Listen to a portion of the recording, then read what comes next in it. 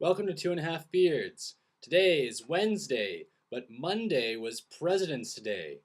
I hope you all did cool things like doing things unrelated to presidents, drinking, eating, sleeping, reading, all those good things. Before we get to today's topic, which is presidents, I'd like to relate a little story that I like quite a bit.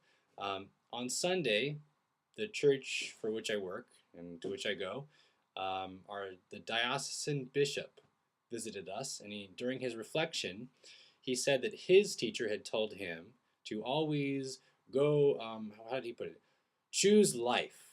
Choose life. And what that meant for him was that when you do something that really makes you feel alive, do more of it. That's how he said it. He's very effusive, which is really cool because it's basically exactly what I said last week when I said if you do something that you like, it makes you more you, so you should do more of it. So, hey, proof that I kind of know what I'm talking about sometimes, or that at least if I don't, then he doesn't either. Either way, makes me feel good inside. Okay, presidents. So, for President's Day, I decided to list on my own all the presidents of which I could think, and at least one thing they did that was related to our country. So I couldn't, for example, say Martin Van Buren had awesome mutton chops, because although that's true, it really didn't do anything for our nation.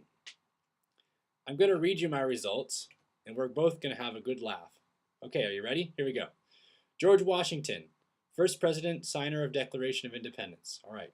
James K. Polk, nothing. Couldn't think of anything. Grover Cleveland, couldn't think of anything. George W. Bush, Iraq, Afghanistan, wars with them, hands-on government. George H.W. Bush, conservative resurgence, Saudi Arabian conflicts, Shield and Storm, Desert Shield and Desert Storm. Bill Clinton, compromise and moderate politics, creating jobs. Barack Obama, healthcare, drones, congressional gridlock. FDR, the New Deal, the Depression. James F. Kennedy, by which I think I meant John Kennedy, and I couldn't think of anything except for the debate with Richard Nixon. Okay, Richard Nixon, Watergate, Deep Throat. Alexander Hamilton, The Trail of Tears, which is really funny because Alexander Hamilton was the treasurer of George Washington. I'm pretty sure I meant Andrew Jackson, who was the one who oversaw the Cherokee migration, which was the Trail of Tears. Pretty funny. Okay, Martin Van Buren, something to do with treasury. I don't know about that. Abraham Lincoln, emancipation. Eisenhower, World War II. Ronald Reagan, trickle-down economics, conservatism. So all in all, that was all I got. And I had a picture of Teddy Roosevelt in my mind, but I couldn't remember his name. I also missed Jimmy Carter, which is an easy one too. And a bunch of other ones, John Adams. So, 15. I was only able to get 15 off the top of my head. Pretty bad, huh? I'm going to now, based on my research, give you some revised reasons of why they were good / what they did. So, George Washington kind of, started the country. We're talking about the Bank Act, the Bill of Rights, the war with Britain and France, which he decided not to enter. We were neutral in that conflict. The Coinage Act, the U.S. started minting coins. Great stuff. James K. Polk got the Oregon Territory, also got California, New Mexico, Arizona, Nevada, Utah, Colorado, and Wyoming from Mexico in an agreement with Mexico later. Let's see, Grover Cleveland, the veto president. A lot of controversies, vetoes. The Apache Wars of New Mexico and Arizona were ended when Geronimo surrendered. I don't remember whether that was actually related to him or not. The Anti-Polygamy Act, the Interstate Commerce Act, very important acts. George Bush, I was good. George H.W., I think I was good. FDR, yep, the New Deal, the Depression. He also had 3 terms. That was pretty cool. John Kennedy, now, James F. Kennedy, John Kennedy,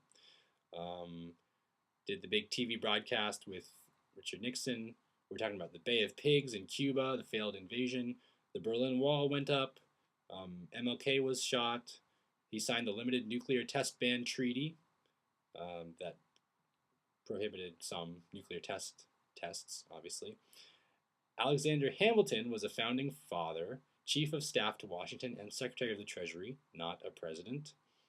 Andrew Jackson was the one who oversaw the Trail of Tears.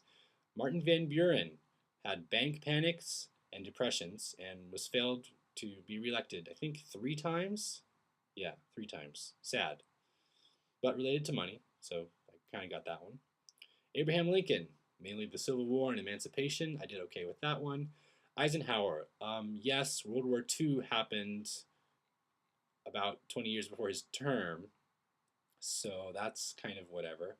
But he was the supreme commander of the troops during D-Day when we invaded France, so I guess that's related. Um, During his term, he made peace with the Russians. He mobilized the Little Rock troops in Arkansas when it was demanded that the schools be desegregated.